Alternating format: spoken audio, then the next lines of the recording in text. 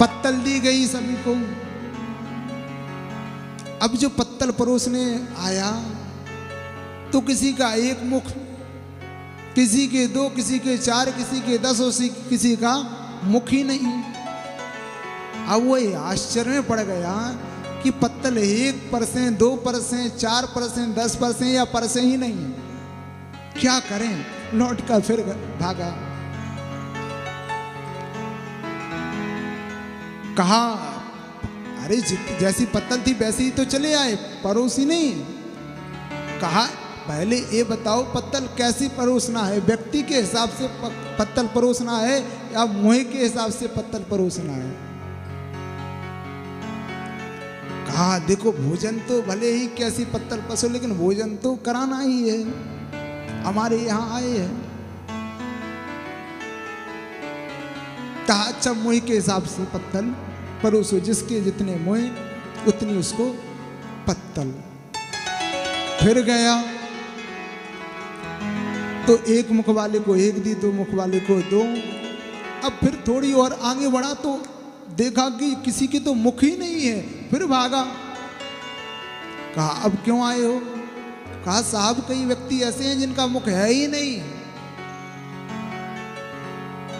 कहा अब क्या करें। कहा ऐसा करो उसके चारों तरफ जहां खड़ा हो चारों तरफ पत्तल परोस दो, वो अपने आप पालेगा। उसको चारों तरफ पत्तल परोसी, जैसे तैसे उनको भोजन पवाया गया। फिर डेढ़े से बारात गांव में आई, अद्भुत बारात आई। जैसे ही सुनैना मैया आरती का थाल लेकर बाहर निकली, और जैसे ही अभी तक तो नीचे सिर था, दूल्हे की आरती पीठ पीछे है, सरकार का मुंह आगे है। कहा दूल्हे को आगे तो करो। कहा नहीं आप पीछे से ही आरती करो, आगे आएंगे तो आप फिर देख नहीं पाएंगे,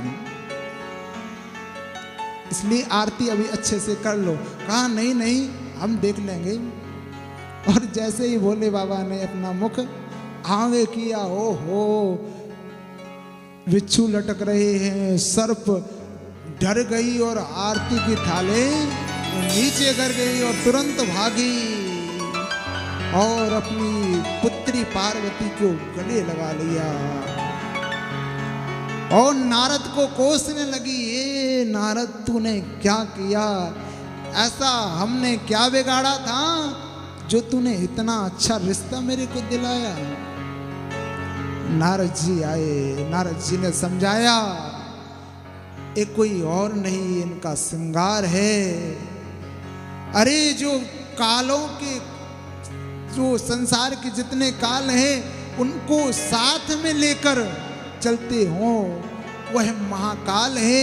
और ये आपकी बेटी नहीं है, आज से नहीं कई जन्मों से इनको वरण करती आ रही हुई है, ये हमेशा इनकी ही है। ऐसे विविध दृष्टांतों से समझाया, तब समझ में आया।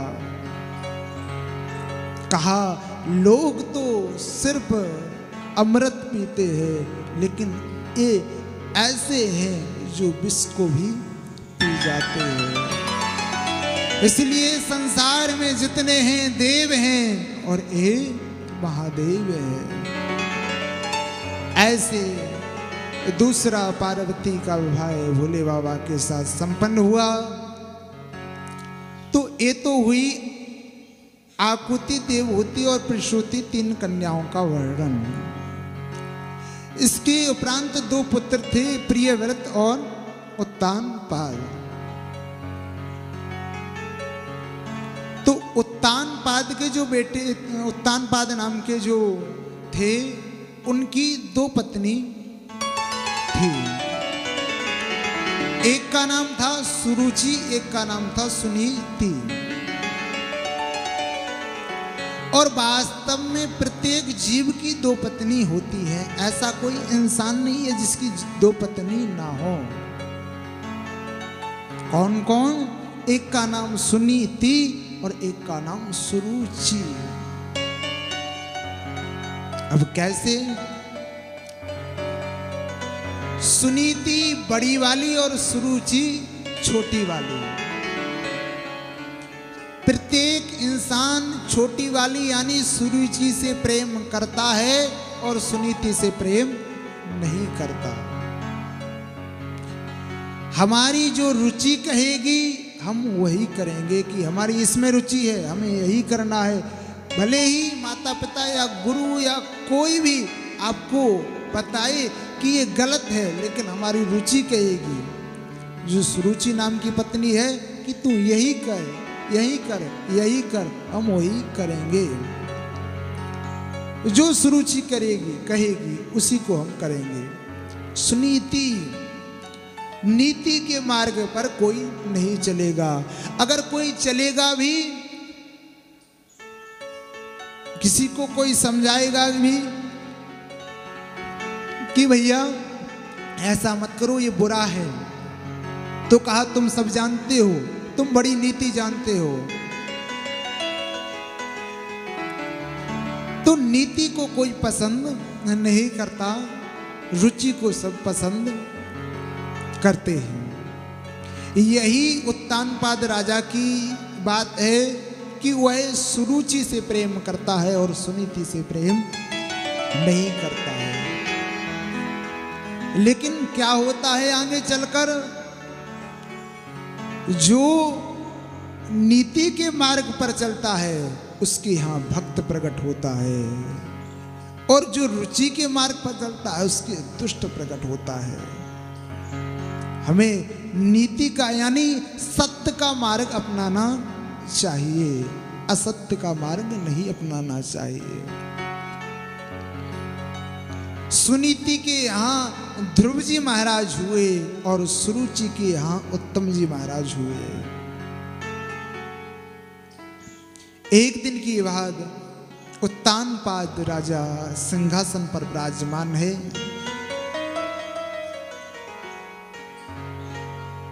छोटी सुरुचि वहीं पर बैठी हुई है। इतने में बड़ी पत्नी का पुत्र ध्रुव आया और पिताजी की गोद में बैठ गया। सुरुचि को अच्छा नहीं लगा और सुरुचि ने कहा, ध्रुव तू इस गोद में बैठने का अधिकारी नहीं है, तू नहीं बैठ सकता इस गोद में, ये राजा की सिंहासन है। ध्रुव जी को जब डांटा सुरुचि ने तो बहुत बुरा लगा और नेत्रों से आंसू आ गए, रोने लगे ध्रुव जी महाराज। कहा, मां क्यों नहीं बैठ सकते? क्या ये मेरे पिताजी नहीं है? क्या सुनीति मेरी मां नहीं है और ये मेरे पिताजी नहीं है? कहा, ये तेरी पिताजी हैं, अच्छी बात है, लेकिन इसलिए नहीं बैठ सकता तू क्योंकि मैं तेरी मां नहीं हूं। जितना पिता होना अनिवार्य है उससे अधिक मां होना अनिवार्य है। कहा, तो मां क्या हुआ? पिताजी की दो मां हैं, आप हो और मेरी मां, दोनों मां पिताजी की हैं, इसलिए मेरे को भी अधिकार है ना। कहा, नहीं, अभी तू अधिकारी नहीं है। अगर तू अधिकारी बनना चाहता है, तू चाहता है कि तू इस गोद में बैठने का अधिकारी बने, तो जंगल में जा, भगवान का भजन कर और भगवान को प्रकट कर, और भगवान प्रकट हो जाए तो वरदान मांगना कि अब की बार सुनीति नहीं सुरुचि के गर्भ से हमें आना पड़े, और जब तू मेरे गर्भ से आएगा फिर तू इस गोद में बैठने का अधिकारी बन जाएगा।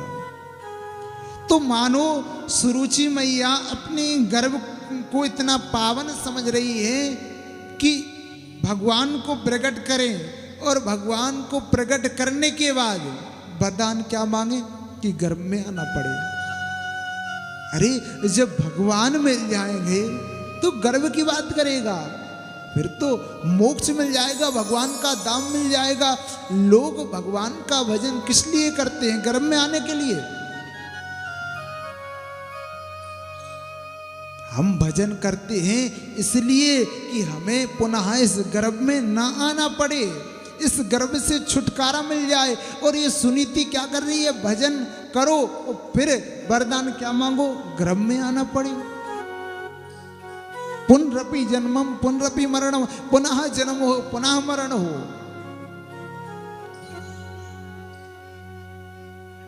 ध्रुव जी महाराज रोते रोते अपनी माँ सुनीति मैया के पास पहुंचे और सुनीति मैया से कहा, माँ, छोटी माँ ऐसा कह रही है कि तू जंगल में जा और भगवान को प्रकट कर। सुनीति माँ ने कहा, बेटा तू कल जाता था तो आज नहीं अभी चला जा। माँ आप क्या बोल रही हो, मैं अभी 4 वर्ष मेरी आयु और आप कह रही हो कि हम जंगल में चले जाएं। कोई माँ होगी जो 4 वर्ष के बालक से कहेगी जंगल में जा, कोई माँ नहीं कह सकती। अरे लोग तो और अगर किसी का बालक थोड़ा मंदिर जाने लगे या भगवान का भजन करने लगे या सही रास्ते पर जाए तो माँ यही कहेगी, माँ यही कहेगी कि अभी बेटा उम्र नहीं है तेरी भजन करने की, अभी उम्र नहीं है तेरी मंदिर जाने की, अभी से मंदिर जा रहा है, क्या करेगा आगे चल के। अरे आगे चल के खूब मंदिर जाना। आजकल की ये माँ शिक्षा दे रही है और सुनीति क्या कह रही है, कल जाना था तो आज ही चला जा। माँ चाहे घर को स्वर्ग बना सकती है, माँ चाहे तो घर को नरक का अड्डा बना सकती है। माँ चाहे तो पुत्र को संत बना सकती है, साधु बना सकती है, भक्त बना सकती है, और माँ चाहे तो जीव कतरा आदि बना सकती है। बच्चे की पहली गुरु है माँ। लेकिन देखने को हम सब देख रहे हैं कि आज संस्कार से हम कितने दुखी हैं। सब कुछ है लेकिन हमारे अंदर जो संस्कार होना चाहिए सत्य सनातन धर्म के, वो टूट गए। पैसे कमाने के चक्कर में हम अपने बच्चों को समय नहीं दे पाते। दौलत की भूख ऐसी कमाने निकल गए, दौलत की भूख ऐसी कमाने निकल गए, दौलत मिली तो हाथ से बच्चे निकल गए। ऐसी भूख है, ऐसी प्यास लगी है दौलत की कि हम कमाते कमाते कमाते कमाते अपने बच्चे को समय नहीं दे पाते और बच्चे निकल जाते हैं। और जब हमारे पास समय होता है, जब हमें समय मिलता है, दौलत की भूख ऐसी कमाने निकल गई, दौलत मिली, दौलत तो मिल गई लेकिन बच्चे हाथ से निकल गए। बच्चों के साथ रहने की फुर्सत न मिल सकी, और जब फिर फुर्सत मिली तो बच्चे दौलत कमाने निकल गए। फिर बच्चे निकल गए कि अब हमारा टाइम आ गया। हमें चाहिए कि हम संस्कारवान बने, अच्छे बने, हर किसी की इज्जत करें।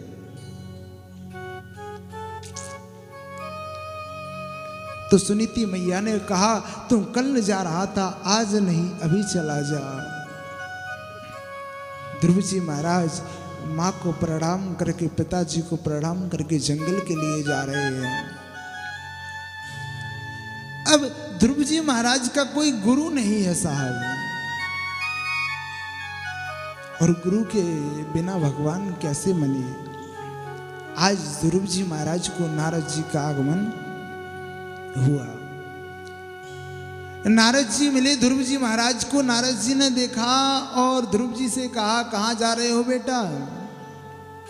ध्रुव जी ने कहा, भगवान को प्रकट करने के लिए। नारद जी ने कहा, जंगल में और भगवान?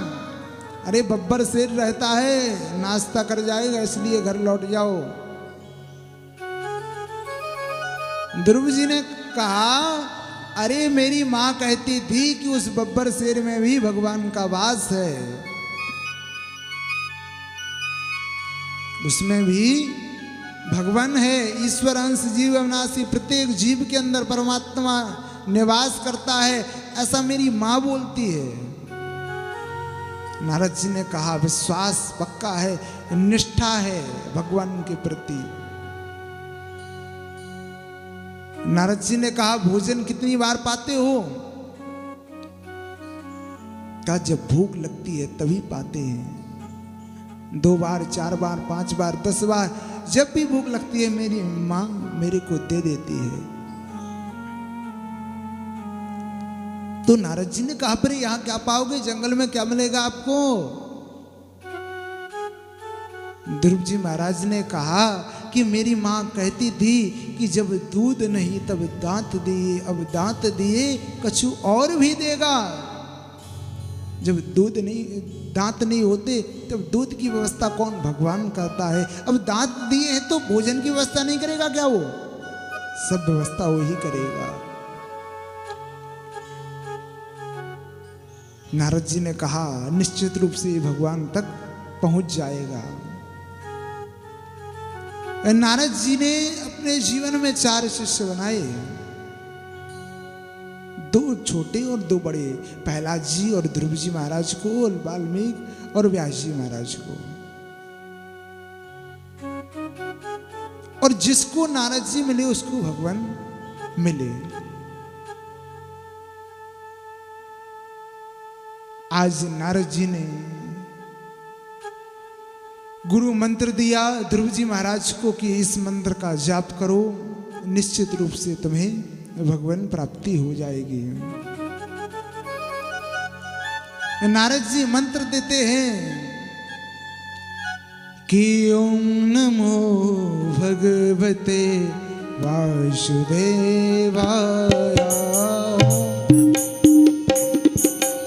ओम नमो भगवते वासुदेवाय, ओम नमो भगवते वासुदेवाय, ओम नमो भगवते वासुदेवाय, वासुदेवाय वासुदेवाय, वासुदेवाय वासुदेवाय, वासुदेवाय नंदनंदनाय, वासुदेवाय नंदनंदनाय।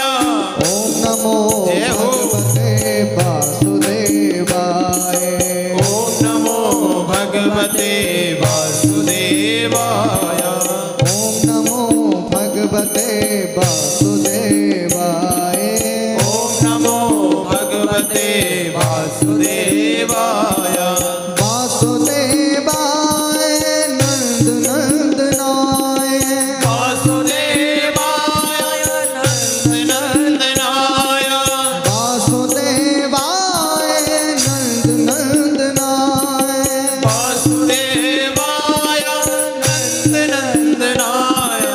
ओम नमो भगवते वासुदेवाय, ओम नमो भगवते वासुदेवाय, ओम नमो भगवते वासुदेवाय, ओम नमो भगवते वासुदेवाय, ओम नमो भगवते वासुदेवाय, ओम नमो भगवते वासुदेवाय, ओम नमो भगवते वासुदेवाय, ओम नमो भगवते वासुदेवाय, ओम नमो भगवते वासुदेवाय।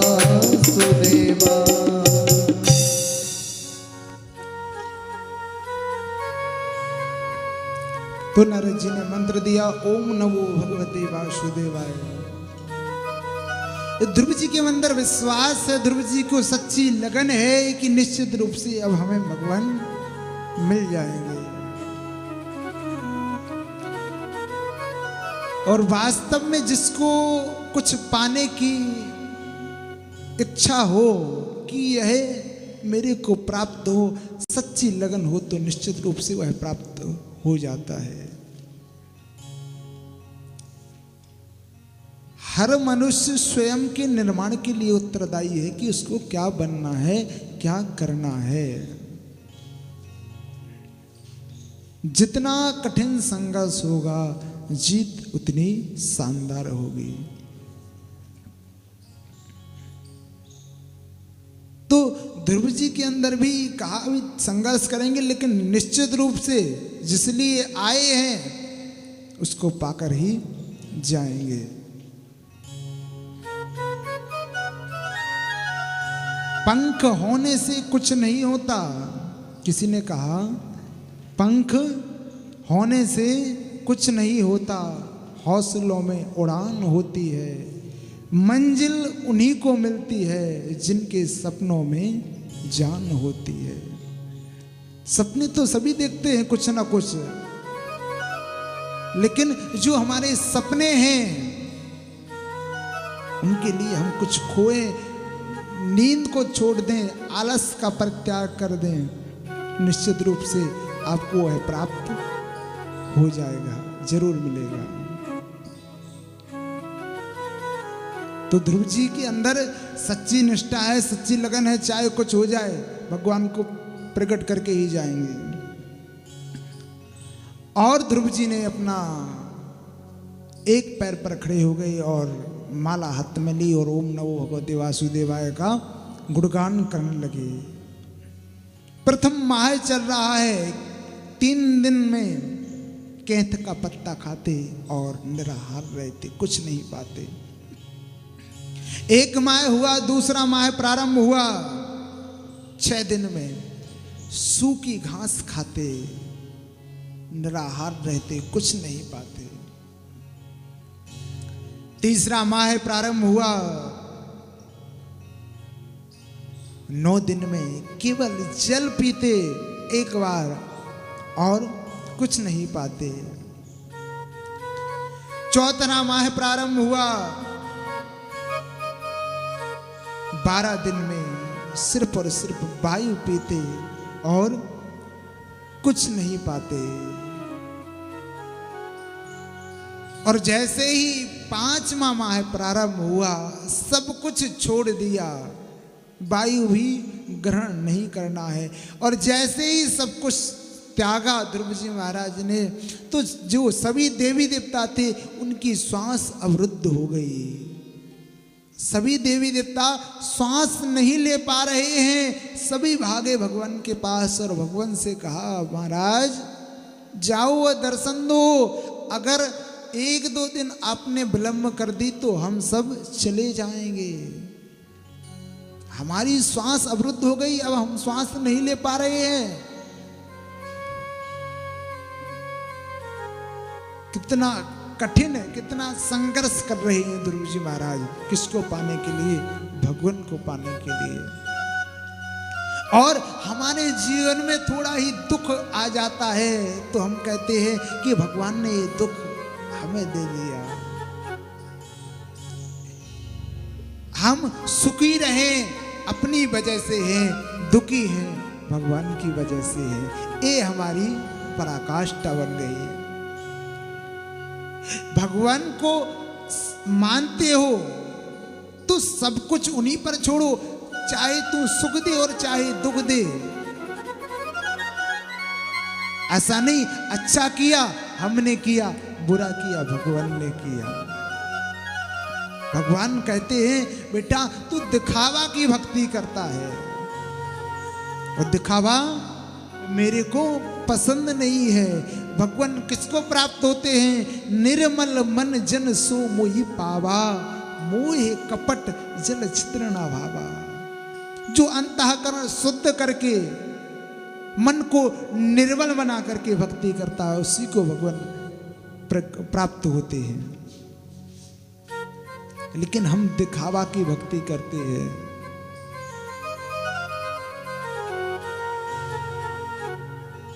भगवान को ऐसी चीज चढ़ाएंगे, ऐसा प्रसाद चढ़ाएंगे जो सस्ता हो।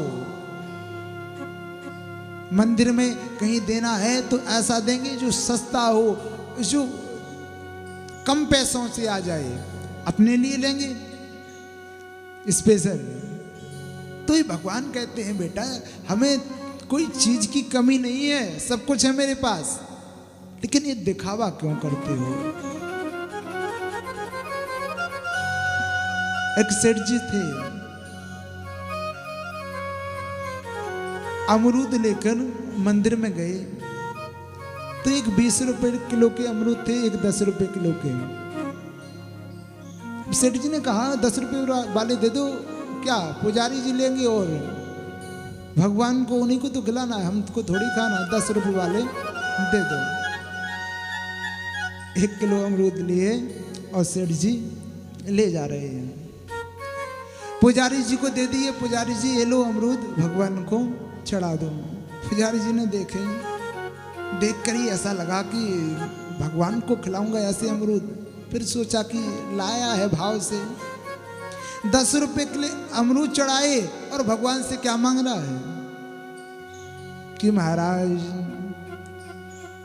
हमारे यहाँ पुत्र था, उसका विवाह हो गया है, लेकिन अब उसके यहाँ अभी कोई छोरा नहीं है, कृपा करें एक छोरा हो जाए। तो भगवान ही मुस्कुरा रहे हैं। भगवान ने कहा 10 रुपए में और इसको छोरा चाहिए, इतना सस्ता छोरा। भगवान ने कहा चलो कुछ लाया तो है 10 रुपए में, इसको भी छोरा हम दे देंगे। धीरे धीरे समय व्यतीत होता गया। कुछ महीने बाद उसके पुत्र वधू के छोरा हुआ, यानी नाती हुआ।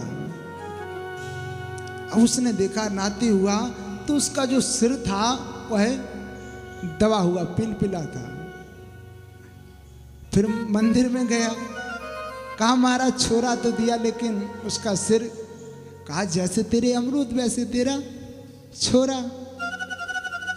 तो कहने का तात्पर्य हम भगवान को अच्छा कम लगाओ लेकिन अच्छा लगाओ, जो हम खाते हैं जो हम पहनते हैं वही भगवान को अर्पण करो। जब अपना मानते हो तो, जब अपनत्व का भाव है तो।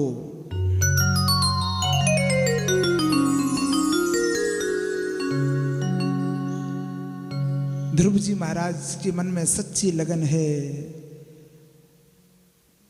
भगवान के पास सभी देवी देवता गए, भगवान आए और ध्रुव जी महाराज को भगवान ने दर्शन दिए। अब ध्रुव जी महाराज जैसे ही भगवान आए तो देख रहे हैं क्या करें क्या नहीं करें। अब उनको स्तुति तो आती नहीं। भगवान ने अपना कपोल झुकाया और सारे शास्त्रों, जितने शास्त्र हैं सब ध्रुव जी महाराज को याद हो गए। भगवान में वो शक्ति है कि जो बोलता नहीं है वह भी बोलने लगता है, जो चल नहीं पाता वो भी चलने लगता है। भगवान में, भगवान कब किसको बना दे ये भगवान की कृपा क्या है। कब निर्धन को धनी बना दे, कब धनी को निर्धन, कब गरीब को अमीर बना दे और कब अमीर को गरीब। इसलिए हर पल हर क्षण भगवान पर विश्वास करो, डगमगा ना जाए विश्वास। एक समय करोड़पति बना देता है और एक समय ऐसा आता है कि रोडपति बना देता है, सड़क पर आ जाती है। क्योंकि जो दे सकता है वो ले भी सकता है, देने वाला भी वो है और लेने वाला भी वो ही है। बस हम अहंकार करते हैं, ईमान करते हैं कि मेरा है, मेरा कुछ नहीं है, जो है सब तेरा है, तेरा तुझको अर्पण क्या लागे मेरा। भगवान कहते हैं बेटा जिंदगी में जीवन में कभी अहंकार अभिमान मत करो। अहंकार अभिमान रावण और कंस को नहीं रहा तो हम तो मामूली कौन होते हैं। इसलिए कभी भी जीवन में अहंकार अभिमान मत करो। बड़ी ही सुंदर ध्रुव जी महाराज ने स्तुति की कि हुंता प्रविश्य मम वाच मिमां प्रसुप्ता संजीवयत् किल शक्ति धरा स्वधाम्ना। अन्यास्य हस्तचरण श्रवणत्वगादि प्राणं नमो भगवते पुरुषाय तुभ्यं। ध्रुव जी महाराज कहते हैं आप सर्वशक्तिमान है। मेरी वाणी जो सोई हुई थी, लेकिन आपने कृपा कर इस वाणी को पुनः जगा दिया। अब मेरी हर कोई इज्जत करेगा। अब अभी तक आप नहीं मिले थे, अब मेरे को आप प्राप्त हो गए हैं। भगवान ने ध्रुव जी महाराज से कहा बेटा वरदान मांगो। ध्रुव जी महाराज ने कहा आप मिल गए, अब हमें कुछ नहीं चाहिए।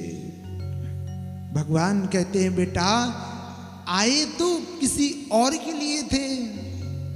ध्रुव जी आए किस लिए थे कि गद्दी मिले, लेकिन कह रहे हैं कि आप मिल गए, अब हमें कुछ नहीं चाहिए। भगवान ने कहा नहीं, पहले तुम राज्य को भोगो और फिर हमारे पास तो तुम्हारी जगह सदैव है, हमेशा बनी है, कभी भी हमारे पास आ जाना। तो ध्रुव जी महाराज जी ने ऐसी बड़ी सुंदर स्तुति की और फिर पुनः जैसे ही वापस आए तो सबसे पहले सुरुचि मैया को प्रणाम किया। अगर कोई शत्रु, कोई दुश्मन भी तुम्हें भक्ति का मार्ग बता रहा है तो उससे बड़ा तुम्हारा कोई हितैषी नहीं है। सबसे बड़ा हितैषी हुआ है संसार में, जो भक्ति का रास्ता, जो भक्ति का मार्ग बता रहा है तुमको। और कोई तुम्हारा सच्चा मित्र है फिर भी वो गलत रास्ते पर ले जा रहा है तो उससे बड़ा कोई तुम्हारा दुश्मन नहीं। जो हमें भगवान से मिलाए वही सच्चा मित्र है, वही सच्चा यार है।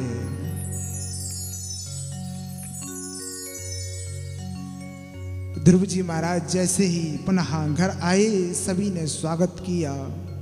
जो देखते ही ना थे ध्रुव जी की ओर, आज पैरों में गिर गए ध्रुव जी महाराज के।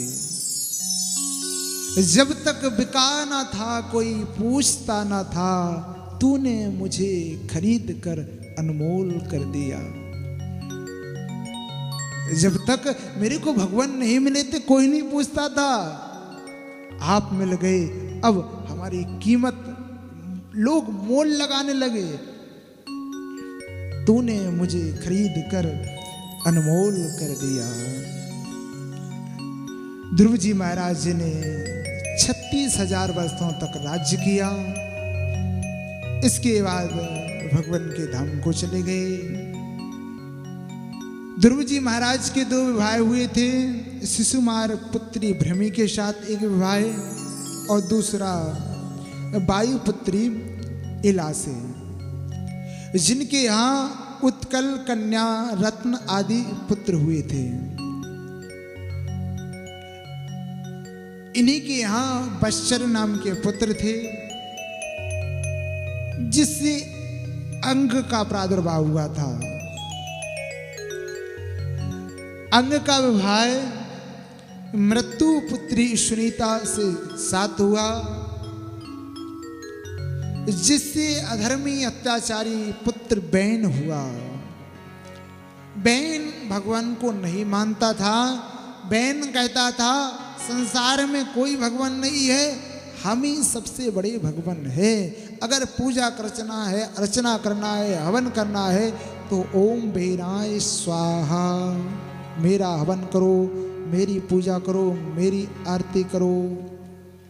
सभी संतों ने बैन का मंथन किया, जिससे पृथु का प्रादुर्भाव हुआ। पृथु महाराज की पुत्री के नाम से ही इसका नाम पृथ्वी पड़ा। स्वयं हल चलाया, जिससे वर्षा हुई, और इन्हीं के पुत्र अंतर्ध्यान हुए, अंतर्ध्यान के हविर्ध्यान हुए, और फिर महाराज प्राचीन वर्ही हुए। प्राचीन बरही यज्ञ पर यज्ञ किए जा रहे हैं। इन्होंने अनगिनत यज्ञ कर दिए, कोई गिनती नहीं है, और अनगिनत पशुओं की बलि देते जा रहे हैं यज्ञ में। आज यज्ञ, इनके यज्ञ मंडप में नारद जी महाराज का आगमन होता है। जैसे ही नारद जी महाराज का आगमन हुआ, नारद जी को देखा, प्राचीन बरही ने कहा, आइए महाराज, आपका स्वागत है। अहो भाग्य जो आप हमारे यज्ञ में पधारे। आज मेरा यज्ञ सफल हो गया जो आप जैसे संत यज्ञ में पधारे।